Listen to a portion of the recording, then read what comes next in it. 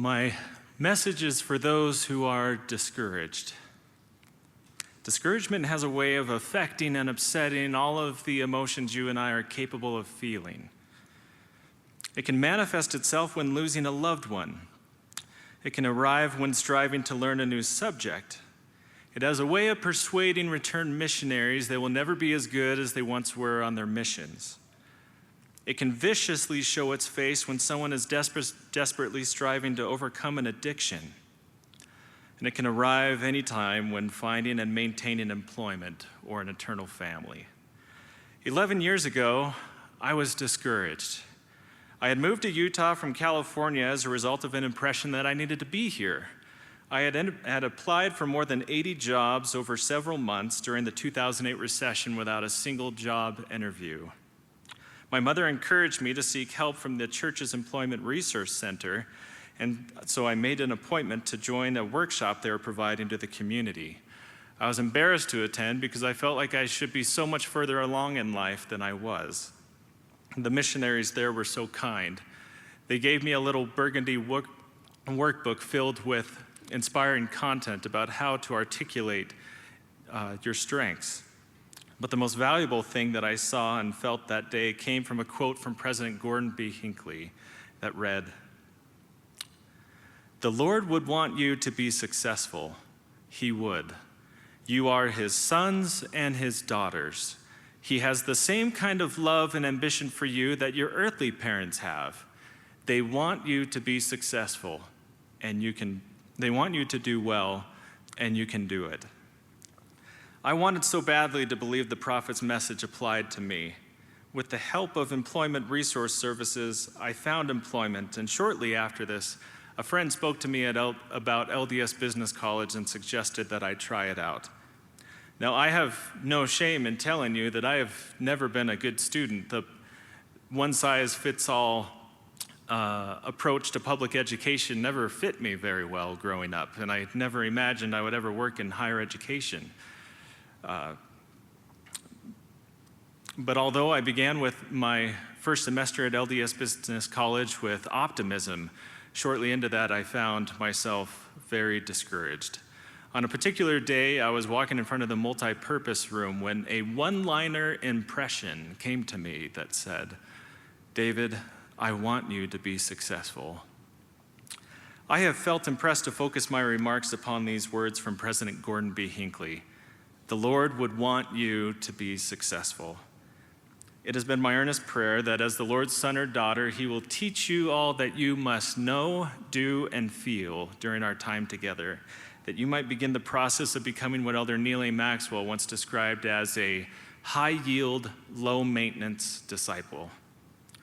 In your pursuit to be successful, it is important to first go through the process of discovering what success really is and means for you. The world's interpretations and measurements of success are most often not aligned with the Lord's definition and metrics. While the world would persuade you it involves riches, favor, or eminence, others with sound understanding would argue that it is something individual and must be founded on correct principles. Today, I would like to share 4 principles of success. This list is not intended to be comprehensive, but these principles will be illustrated by sharing stories about real people with their permission. It is my hope that through these stories, you will find personal application and see you are experiencing success now, and believe what President Thomas S. Monson said, that no failure ever need be final. Principle 1. Never give up. Samuel Clark came to LDS Business College after receiving a prompting that he should be here. He felt inadequate because he thought he was older than the average student and lacked self-esteem. He came to my office completely panicked just a few weeks into his first semester. He expressed that he felt like he would never be able to get a college education, and especially a degree. But through his discouragement, Samuel chose to connect himself to every possible resource he could, which included a dedicated service missionary, mentors, tutors, faculty, staff, and even his bishop. He never received recognition for achieving a high grade point average, but he did continue pushing through one semester after the other, regardless of the new challenges that discouraged and tempted him to give up. After so much sweat, tears, and exhaustion, the day finally came when Samuel walked across a stage wearing a black robe and black cap and received a diploma. Along the way, Samuel longed to have an eternal family and worked very hard to find a right person he could marry in what President Russell M. Nelson described as the right place by the right authority. This was a lengthy and sometimes miserable process for him, and he was often ready to give up. Then, several months after he graduated, he came to my office and said enthusiastically, "I think I just found my future wife." Shortly after his 32nd birthday, Samuel married his beloved Ruth in the Payson, Utah temple. Samuel and Ruth were ecstatic to begin their lives together. However, during their honeymoon, Ruth became very ill, and upon receiving medical attention, was diagnosed with stage 4 cancer. Imagine the discouragement. Yet Samuel and Ruth took this in stride. Ruth immediately started chemotherapy and began losing her hair. Upon posting this picture, she wrote, "Don't let my smile fool you. I spent most of today crying, and I cried even more watching my sweet Samuel have his head shaved so we could be twins. I'm allowed to cry. I'm still tough, but being 34 and losing your hair as a woman is hard. And I'm going to cry all I want about it. Hashtag love is louder than cancer." End of quote. Ruth and Samuel chose to find ways to try to be optimistic. They referred to this experience with cancer as part of their adventure. After about 5 months of aggressive treatment, Ruth was notified the cancer was completely gone. This newlywed couple was overjoyed. They went forward celebrating and making plans for their future. However, just a few months later, Ruth became ill again and returned to the doctor. To their disappointment, they learned that the cancer had returned and had now spread to other vital organs. It has now been nearly a year since then, and Samuel and Ruth continue to live life and fight cancer in all the ways they know how to. Samuel recently posted this picture and wrote, "I sure love this girl. She has been through so much, but has endured it magnificently. I am glad she was born so she could be my best friend forever." Regardless of what the future holds during this mortal adventure, Samuel and Ruth Clark continue to express and show love for each other with a determination to never give up. Brothers and sisters, what difference could it make in your life if you never gave up on your worthy ambitions? Thomas Edison said, "Many of life's failures are people who did not realize how close they were to success when they gave up." Did Samuel find success only on the day he graduated or got sealed in the temple? Certainly those were celebratory moments, but Samuel experienced success every time he submitted a homework assignment, performed his very best on a presentation, fought against temptation, forced himself to be positive, and chose not to give up. Even more, success for Samuel was not only about not giving up, but it was also about getting back up. Paul Harvey once said, "Someday I hope to enjoy enough of what the world calls success so that when someone asks me, 'What's the secret of it?' I shall simply say this: I get up when I fall down." Two things you should never give up on is yourself and your family. None of us are finished products. We're all still going down the assembly line of development by becoming capable and trusted disciples or students of Jesus Christ. But some of you have family who, for various reasons, have made unfortunate choices that have greatly affected their life. It is true that no other success in life can compensate for failure in the home, but Elder Marvin J. Ashton provided additional insight we must have, especially those who question their success as a parent, when he said, I believe we start to fail in the home when we give up on each other. We have not failed until we have quit trying. As long as we are working diligently with love, patience, and long-suffering Despite the odds or the apparent lack of progress, we are not classified as failures in the home. We only start to fail when we give up on a son, daughter, mother, or father. Now, perhaps some of you might even feel like perhaps you have failed in this regard, where maybe you feel like you did give up at some point. I would revert you back to what President Monson said, that no failure ever need be final. Sometimes choosing never to give up also involves choosing never to give in. This means not giving in to pressures to criticize, condemn, or complain. It means not giving in to laziness, dishonor, dishonesty, anger, pornography, pride, cynicism, and the list goes on.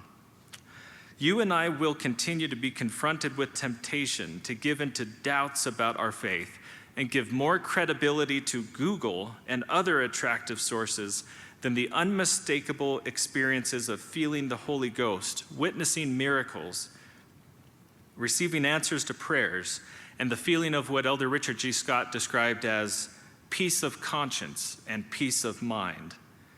Instead of giving in to what you don't know, never give up on what you do know. As Elder Dieter F. Uchtdorf said, quote, doubt your doubts before you doubt your faith, end of quote. Choosing to never give up or give in means not only working hard, but working with heart. Let me explain. A marathon runner knows there will come a time during the race when they will hit what is called the wall, which is a moment where things go from feeling really hard to almost impossible. But you can see even the most average runners push through this by having a worthy reason in their heart to keep going. Sometimes you can see these people wearing a picture of a loved one taped to the back of their shirt. Maybe they're pushing someone in a wheelchair. When you work with heart, you do the right things for the right reasons. And when you have the right reasons to accomplish a worthy objective, you can endure and accomplish the most incredible things. And so, brothers and sisters, never give up. Why? Because the Lord would want you to be successful. Principle 2, live after the manner of happiness. Braley Anderson was hired to oversee the devotional logistics at LDSBC some years ago, and as an employee, I often considered her to be something of a Swiss Army knife. She brought enormous precision, brilliance, and simplicity to the work she did. I oversaw devotional at the time, and we would often meet together on a weekly basis to conduct stewardship interviews and organize the work. I would start these meetings by asking, "How are you doing?" The first thing out of her mouth would be to smile and slightly nod her head and say, "Doing good." At the end of the meetings, I would ask the same question, but differently. "Is there anything I can do for you?" She would slightly shake her head, smile, and say, "I'm good." After about a year of this, I finally asked her, "How can you always be doing good? Certainly you're not immune to the same kinds of challenges everyone else has." Her response has been teaching me ever since. She simply said, "I don't like doing bad."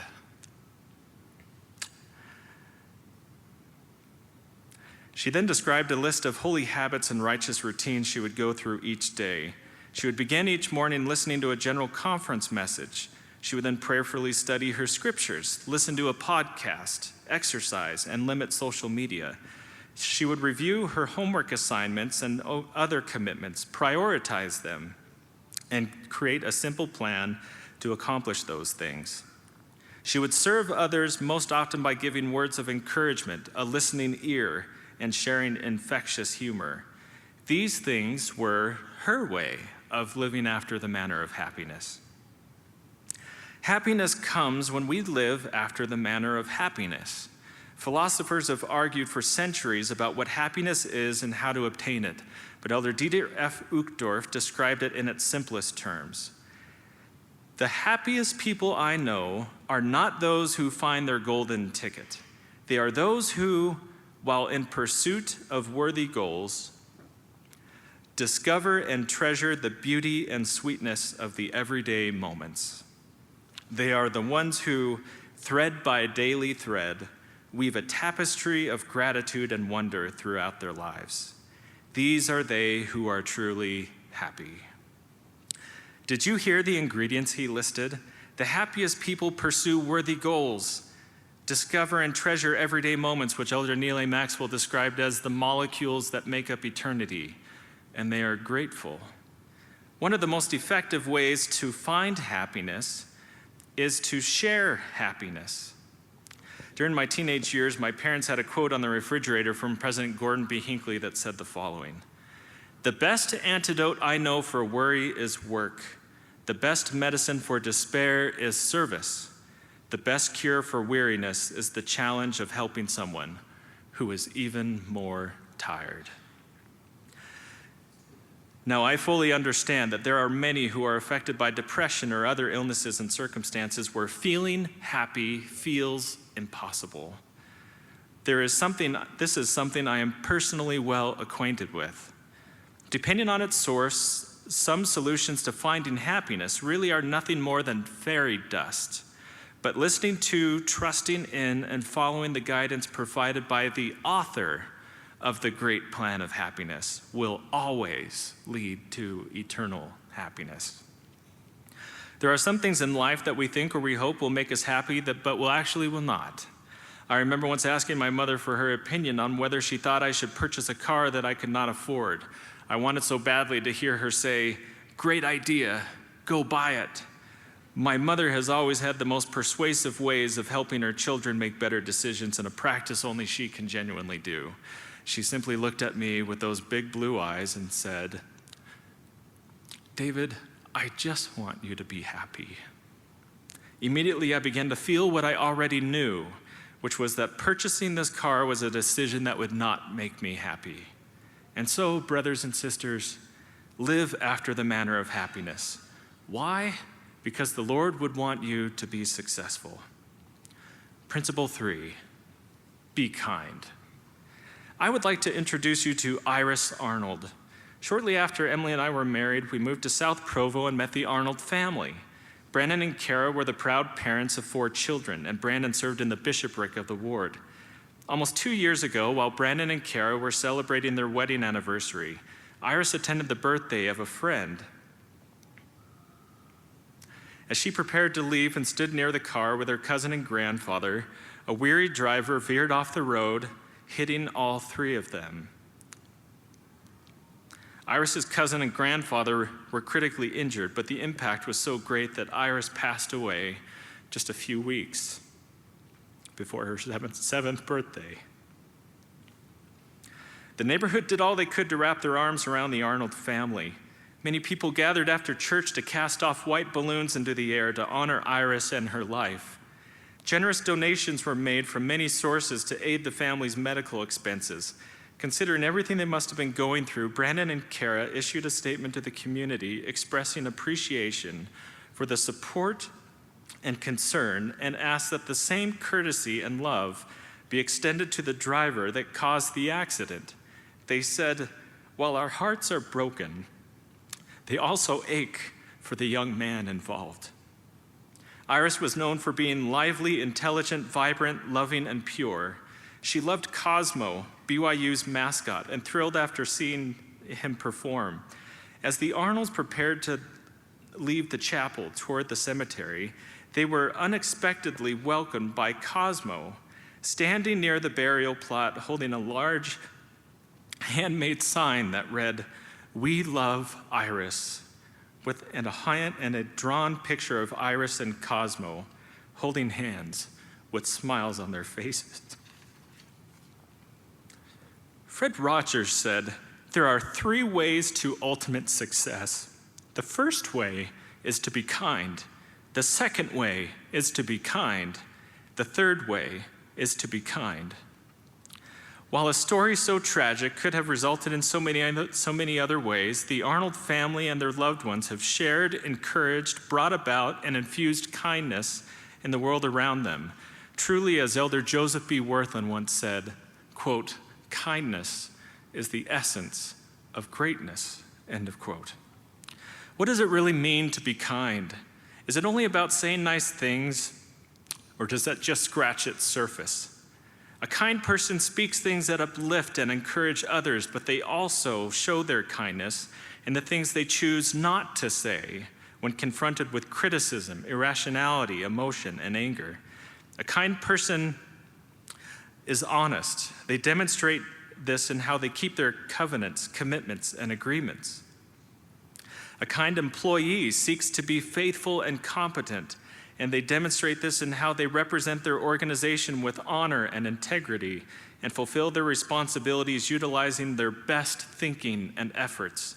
A kind roommate is respectful, and they demonstrate this in how they consider the needs of others in their home and peacefully seek to resolve conflict when it arises by caring more about making things right than they do about being right. A kind student enters class having done all they can to spiritually, mentally, and physically prepare for the day's discussion. They pray for the teacher and others in the class. They seek to ask thoughtful questions and give inspired answers. They fulfill their part in group assignments. They would never cheat, and they honor the commitments they've made to the college. If you struggle to be kind, then I would invite you to learn and master the art of kindness by considering two things. First, ponder carefully what I like to refer to as the Packer principle. What doctrine do I need to understand to change my attitude and behavior? And second, prayerfully and carefully study the life of Jesus, who was and is the epitome of kindness. Identify how he treated men and women, and then plan specific ways to duplicate his behavior into your daily activities. And so, brothers and sisters, be kind. Why? Because the Lord would want you to be successful. Principle 4, live so that the atonement of Jesus Christ can work in your life. Two dear friends and former students, one of them by the name of Emily, drew this picture and gave it to me shortly before they graduated some years ago. It depicts the parable of the sower, which is also known as the parable of the soil. You look at this picture and you can see enormous symbolism. You see that the sower is only captured from the shoulders down. Any of us can be sowers, and doing that anonymously sometimes can be most meaningful. Emily had been affected by enormous trauma. I remember the day I met her. An enthusiastic student leader brought Emily to my office, and after feeling impressed that I needed to meet her, I extended my hand and said, "Hello." Emily smiled, looked down, and even though her mouth said "hi," nothing audible came out. I soon learned that Emily was estranged from her family and was here in Salt Lake City alone. At times, she would become so affected by past memories that she could become unresponsive anywhere from a few minutes to a few days. By pleading with the Lord for help only He could give, Emily stretched herself by making goals that were big for her. Sometimes these were just as simple as to make a comment in class or to talk to another person. She was always trying to look outside of herself and help those around her in quiet ways, and so she began to get involved in service opportunities on campus. We could see Emily was making enormous progress. She was serving in visible volunteer assignments, and all who knew her were thrilled to observe how far she had come. But then one day she became affected by the inappropriate use of another person's agency. She reported what happened to the Title IX office and then to local law enforcement. She had grown so much, and I was terrified that this would understandably bring on crippling discouragement. I prayed so hard for her the day I accompanied her to the police station. As she gathered the courage to report what happened and take steps to overcome this. It did not happen all at once, but Emily found strength beyond her own by reaching out and reaching up, perhaps like Peter did when he fell into the ocean, to the only one she knew was fully competent to rescue her.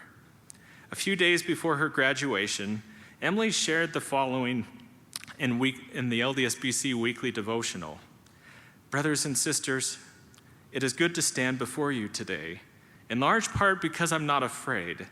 When I came to LDSBC, I was too shy to use the elevators or to take tracks or to ask anyone for a ride. I lost 15 pounds in my first semester, so if you're searching for a fit and trim lifestyle, crippling anxiety is one way to go. Unfortunately, that anxiety also kept me from attending devotionals. It took over a month and every ounce of strength I had to walk into that room for the first time. I worried today about standing before you. This assignment came in a time of particular spiritual weakness for me. I worried about my capacity to convey anything meaningful. But if, in my time of weakness, I can stand unafraid before a room of people that at one time I could not enter for lack of strength, how foolish of me would it be to not take the chance to acknowledge the role of the atonement in my life and encourage you to do the same. It is real. It is strong. It is good. Lean on the Savior, no matter your strength or weakness. We need him. End of quote. What do we learn from Emily's story?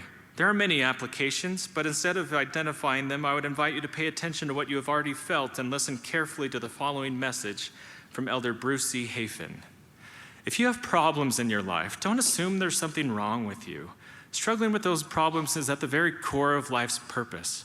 As we draw close to God, he will show us our weaknesses and through them make us wiser, stronger. So if you're seeing more of your weaknesses, that just might mean you're moving nearer to God, not further away. Of necessity, the plan is full of thorns and tears, his and ours. But because he and we are so totally in this together, our being at one with him in overcoming all opposition will itself bring us incomprehensible joy. Brothers and sisters, what difference would it make in your life if you lived so that the atonement of Jesus Christ could work in it? This does not mean that you have perfect thoughts, feelings, words, or actions. From the biblical Greek, we learn that the word sin suggests missing the mark, like in archery. From this translation, some have suggested that righteousness then is target practice. Many would not feel discouraged so easily if they looked at righteousness as practice. But the adversary is engaged in persuading people that the Lord is an umpire with a 3 strikes, you're out attitude, when in reality, he is more like a coach, helping you become what Elder Quentin L. Cook once described as shipshape and Bristol fashion.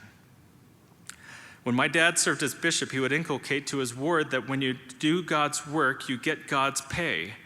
The Lord's compensation program is incomparable to any Fortune 100 company, and the dividends you receive by investing your time and talent into ministering to his children yields a return on investment ever so high and impossible to quantify. Even more, it has been my experience that there is a direct correlation between magnifying your church callings and success in your career. I didn't know it at the time, but the Lord was teaching me how to do my current job when I was a missionary, when I served as an elders quorum president, working with the young men, and even when I was the Temple Day planner guy. This was some made-up calling in a singles ward. And so, brothers and sisters, live so that the atonement of Jesus Christ can work in your life. Why? Because the Lord would want you to be successful. Not only does the Lord want you to be successful, but he can help you be successful, even right now in your academic programs. He knows everything about managing a business, network administration, medical assisting, and project management. He is the great accountant who can help you balance your life just as you would a financial statement.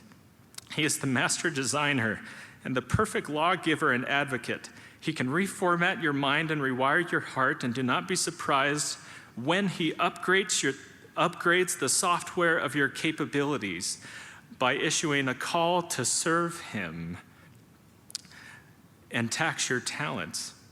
But remember that none of us are finished products, and to the Lord, you are an asset that never depreciates in value. The greatest acquisition of your life should be the day you finally give him the deed to the greatest purchase in all human history, which occurred in the Garden of Gethsemane and on Calvary's cross. Then when the day comes when he reviews the general ledger of your life's choices, you will know that he has paid all the debts in full and that you are his forever. Do you see how he can help you be successful, whether you're a student or in your career. I hope you never choose to be discouraged, but walk with a keen sense of anticipation of what lies before you. If I had known 11 years ago and the thousands of times before and after that how much I had to anticipate, then I would never have chosen to be discouraged. The Lord wants you to experience success not only in school, but also in your career, in your callings, and especially in your home. You may not have a degree yet, but your life is your credentials, and it matters. Your life is given to you as a great gift, and these are your days, never to be forgotten. I believe the day will come when we will look back upon our time and circumstances on this earth and see that we have been blessed by the hand of Him who loved us first and loves us most. Elder Brooksby described it this way: on that day of celestial reunion, we will fully comprehend what it means to be there, together, something we would never understand without that long, hard journey in the earth school. I believe we will gasp as we realize we are actually there in that place. End of quote. And so, brothers and sisters, never give up. Live after the manner of happiness. Be kind, and live so that the atonement of Jesus Christ can work in your life. Why? Because the Lord would want you to be successful. I bear you my witness this is true. In the name of Him who is, as the author of Hebrews wrote, the high priest of good things to come, even the Lord Jesus Christ. Amen.